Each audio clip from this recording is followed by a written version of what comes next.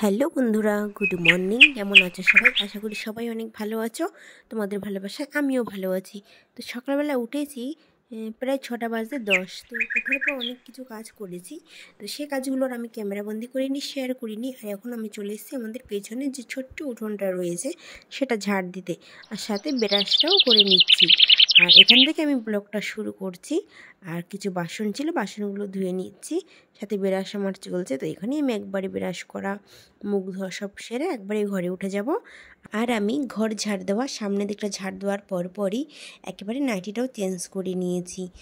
তো সেগুলো আমি আর ব্লগে তুলিনি, বাকি টুকিটাকি অনেক কাজই আমি করে নিয়েছি। আর এখন থেকে আমি আমার ব্লগটা স্টার্ট করলাম। আমি পেছনের দিকে যে ঝাড়পোছগুলো করছিলাম সেটা করতে করতে আমি ব্লগটা স্টার্ট করেছি। তো তোমরা আজকের ব্লগটা সম্পূর্ণ দেখো, আশা করি খুব ভালো লাগবে। তো সকাল থেকে আমার জার্নি শুরু হলো, আর বাকি পুরো দিনটা তো পড়েই রয়েছে। আর কীরকম কাটলো পুরো দিনটা সেটা অবশ্যই তোমাদেরকে জানাবো, আর তো শেয়ার তো করতেই হবে। তো চলো, এরপর চলে আসলাম আমি কিচেনে। আর কিচেনে এসে আমি রাত্রেবেলা যতটুকু পারি পরিষ্কার করে রাখি, তারপর সকালবেলা আর একটিবার মুছে নিই। কেন বলো তো, কেন সেটাও তোমরা জানতে পারবা। চলো পুরো ব্লগটা দেখতে থাকো। ব্লগ চলতে চলতে আমি সবটাই তোমাদের সাথে শেয়ার করব। তো টুকিটাকি করে ঘরটা তো মুছে পরিষ্কার করে নিলাম। আর ছেলের জন্য আম্মুর রাতে ভেজাতে না ভুলেই গিয়েছি, অনেক দিন হয়েছে এনে রেখেছে। প্রথম টিপেরগুলো ঠিকঠাক খাইয়েছি, পরেরগুলো আর ভেজাতেই মনে থাকছে না। তো যখনই সকালবেলা মনে পড়লো তাড়াতাড়ি ভিজিয়ে দিলাম, একটু দেরি না করে।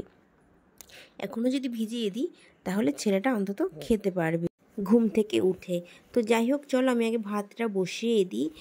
আর সকালবেলা উঠলে তো একটা চাপ থাকেই রান্নার।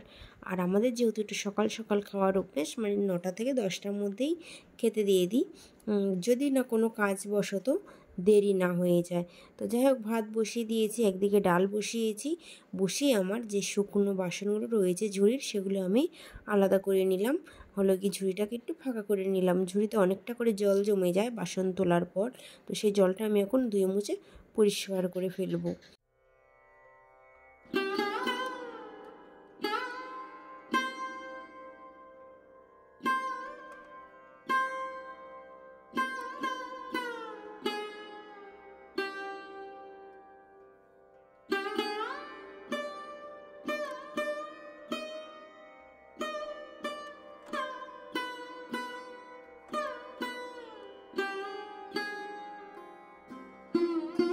তো শাকগুলো নেওয়ার সময় কিছুতেই অনুমান করতে পারছিলাম না কম হলো না বেশি হলো।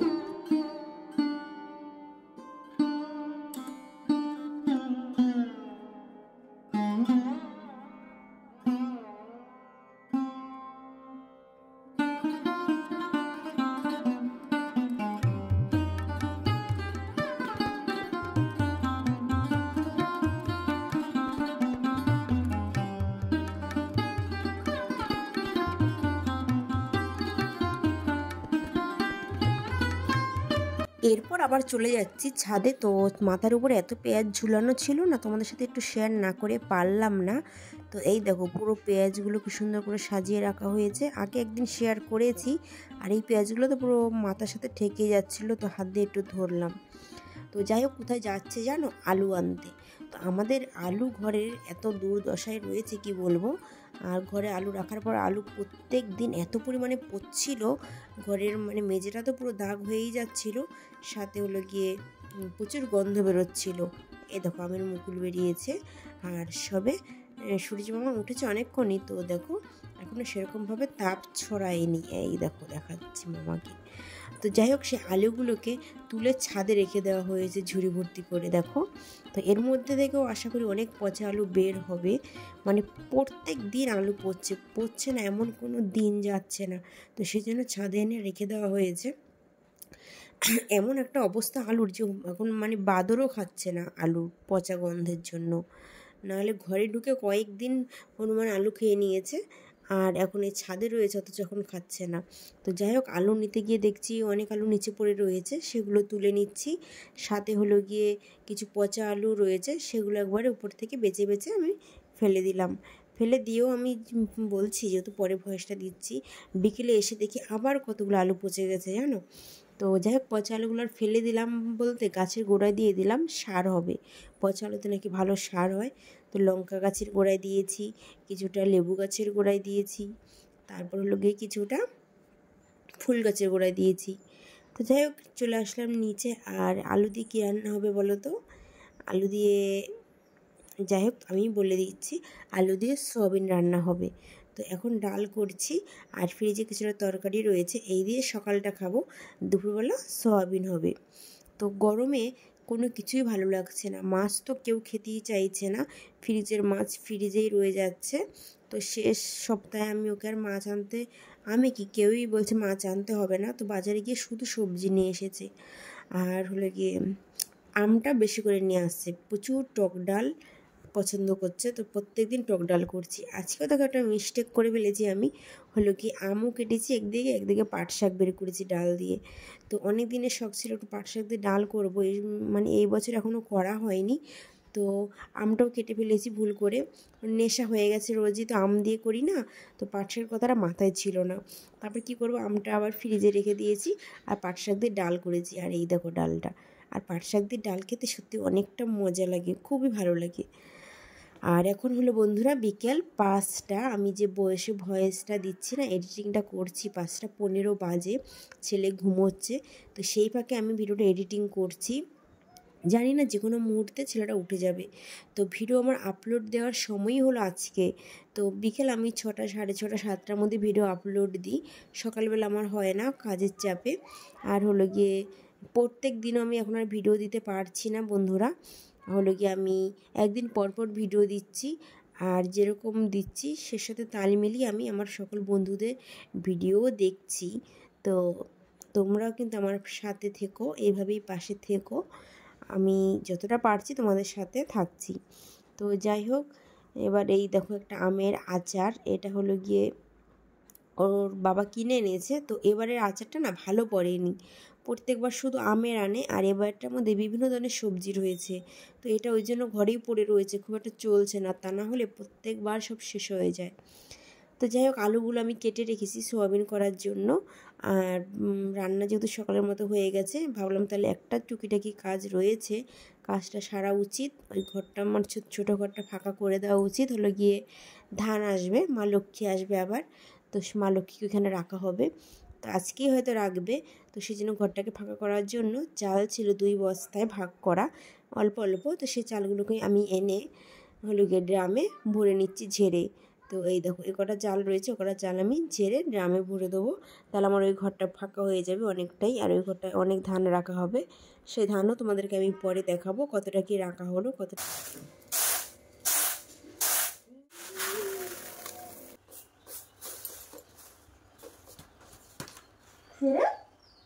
এই তোমার বাবা নাকি?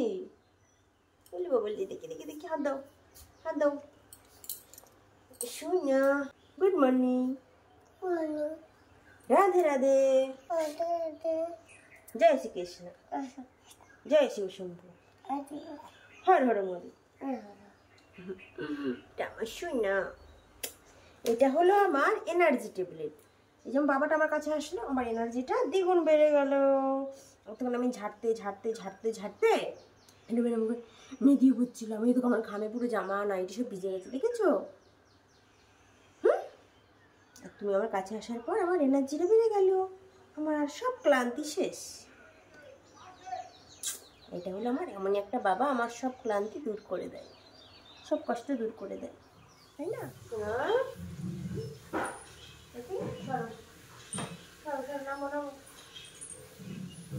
কবে থেকেই ভাবছিলাম এই মানে সবজির ঝুড়িটা পরিষ্কার করব, তো সময় আর হচ্ছিল না।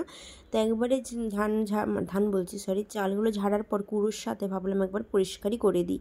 ফ্রিজের এই কোনাটা আমাদের প্রচুর নোংরা হয়ে থাকে, এই যে পরিষ্কার করে দিলাম না, এরপর আবার দেখবে কিছুদিন পরই দুনিয়ার সব এনে এখানে জড়ো করতে করতে একদম নোংরা করে ফেলেছে। তো এর মধ্যে অভয়কে বিরাস করতে দিয়েছি, ও আর কিছুতেই বিরাস করছে না, আমার হাতে করবে। তো কী আর করবো, বাকি হাতের কাজগুলো ফেলে রেখে ওকে আগে ব্রাশটা করিয়ে দিলাম, কারণ ওকে ব্রাশ করানোর পর ওকে একটু হরলিক্স দিতে হবে। আর আমি এইসব কাজগুলো সারতে গেলে ওর খাওয়াটার দেরি হয়ে যাবে, তারপর আবার ভাত খাওয়ার সময় হয়ে যাবে।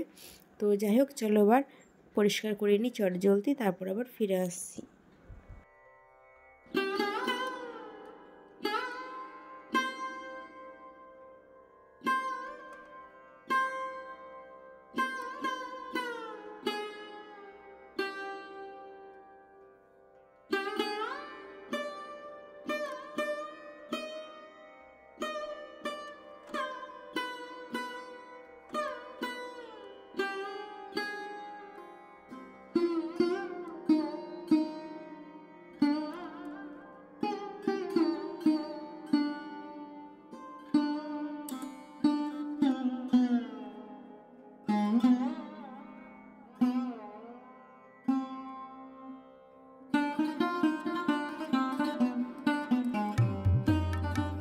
কাজগুলো সারলাম, ছেলেকে হরলিক্স দিলাম, দেখলে খাচ্ছিল বসে বসে। তো অবশেষে ফিরে আসলাম আমার ঘরে। তো এইভাবেই সারা দিনগুলো কাজের মধ্যে দিয়ে কেটে যায় বন্ধুরা। এত কিছু কাজ করলাম, মানে যে সমস্ত কাজগুলো করার কথা নয় সেগুলো বেছে বেছে কাজগুলো করলাম, কিন্তু শেষ পর্যন্ত যেটা হলো উল্টো কথা শুনতে হলো। তো ঘরেরই একজন ব্যক্তি, সেটা তোমাদের দাদা ভাই নয়, থার্ড পারসন, মানে বাকি যারা রয়েছে তাদের কাছ থেকেই একটা কাজের জন্য এমনভাবে বিস্তৃত করে কথা শুনতে হলো, মানে সেটা না মেনে নেওয়া যায় না। তো বাস্তবে আমি কিন্তু সংসারের কোনো জিনিস যেটা পার্সোনাল বা যেগুলো মুখরোচক হয়, বেশি মানুষ পছন্দ করে, এরকম অনেক টাইপেরই ঘটনা আছে যেগুলো আমি শেয়ার করি না। আজকে এটুকু জিনিস শেয়ার না করে পারলাম না, মানে এত কিছু করার পরেও শেষে একটা ছোট্ট কাজের জন্য অনেক রকমের আমাকে কথা শুনতে হয়েছে এমন একজনের থেকে, যে তাকে আজকে আমি মেনশনটা করলাম না। তো নেক্সট যদি এরকম চলতে থাকে অবশ্যই তার নামটা আমি তোমাদের সামনে বলবো। তো সে ঘরেরই একজন, বাইরের কেউ নয়। বাইরের কেউ হলে তাদের কথা আমি কানেও তুলতাম না, পাত্তাও দিতাম না, ঠিক আছে? তো ভিডিওটা দেখে তো বুঝতে পারছো আমি অনেকটা কেটে কেটে ছোটো করে দিয়েছি, নাহলে কত লং ভিডিও হতো। তো কীভাবে যে দিন কাটে, আর কত কিছু তো ক্যামেরাবন্দি করাই হয়নি, তারপরেও হলো গিয়ে এরকম পরিস্থিতি। তো সামনের দিকে কি হবে সেটা আমি সামনের দিকে তোমাদের সাথে শেয়ার করব।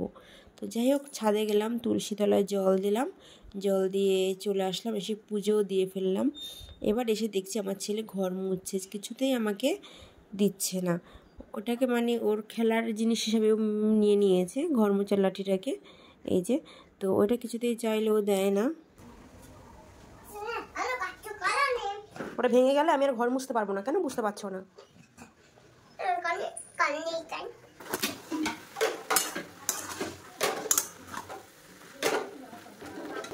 শেষ পর্যন্ত ওইটা রেখে আবার চলে এসছে জুসার নেবে। তো আমি রান্নার সময় এত পরিমাণে ডিস্টার্ব করছে, ও লাগবেই, তো দিয়েছি বাধ্য হয়ে, আর কিছু করার নেই।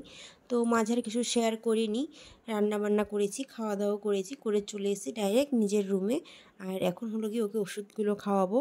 ওর তো ঠান্ডা লেগেছে, আমি আগের ভিডিওগুলোতেই শেয়ার করেছি, প্রচণ্ড ঠান্ডা লেগেছে, এখনও বুকে প্রচণ্ড গ্যারগ্যার আওয়াজ হচ্ছে, ঠান্ডা কাশি জমে রয়েছে। ভোলা বাবার নাম করো, আমাদের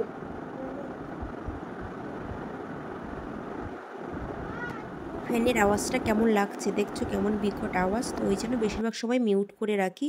তো যাই হোক, ঘুম থেকে উঠে একটু মুখ চোখে জল দিয়ে ফ্রেশ হয়ে চুলটাকে আঁচড়ে নিলাম, আর কিছুটা খাওয়ার জল নিয়ে আসলাম। তো এখনও হলো গিয়ে ঘর ঝাড় দেওয়া বাকি রয়েছে। তো জলটা ভরে রাখলাম আগে, কেননা এক্ষুনি বিকেলবেলা সবাই ঠান্ডা জল খেতে চাইবে। তারপর আমি চলে এসেছি ঘরে, আর ঘরগুলোকে এখন ঝাড় দিয়ে নিচ্ছি। তো এইভাবেই আমার সারাটা দিন কেটে যায়। তাহলেই বুঝতে পারো যে একজন মহিলার যা সংসারে কাজ থাকে, সব কাজ কিন্তু মুখে বলে বলে বা হিসেব দিয়ে বোঝানো যায় না। কিভাবে যে কাজগুলো শেষ করতে হয় বা কিভাবে যে করি, সেটা শুধুমাত্র আমরাই জানি। তারপরে যখন এসব কথাগুলো শুনতে হয় তখনই তো খারাপটা লাগে, বলো। তো যাই হোক, সন্ধ্যাবেলা আবার নাইটি চেঞ্জ করে সন্ধে দিয়েছি। সন্ধে দেওয়ার পর পুজো দিলাম, দেওয়ার পর আসতেই মা বলছে আজকে তো করে মানে একটা অনুষ্ঠান হয় ঠাকুরের কাজ, তো সেটা হবে যেটাকে আমরা বৈঠক বলি। তো এই রান্নাঘরটা একটু মুছে দে। তো মুছে দেওয়ার পর দেখলে যে পায়েস করলো, আর পায়েস করার পর রাতে কেউ ভাত খায়নি, কিছুটা ভাত ছিল অভয়ের জন্য গরম করেছি, আর তরকারিটা গরম করে নিয়েছি মাইক্রোওভেনে, আর এখন রাতে ওকে খাইয়ে দিচ্ছি। তো এভাবেই ভাতটা খাওয়াতে খাওয়াতে আমি আজকের ব্লগটাও শেষ করব। আশা করি তোমরা পুরো ব্লগটা দেখবে। আর হ্যাঁ, অবশ্যই একটা লাইক করে দিও, আর চ্যানেলটাকে সাবস্ক্রাইব করতে কিন্তু একবারই ভুলো না, আর কমেন্ট করে জানিও। তো চলো, গুড নাইট, সকলে ভালো থেকো, সুস্থ।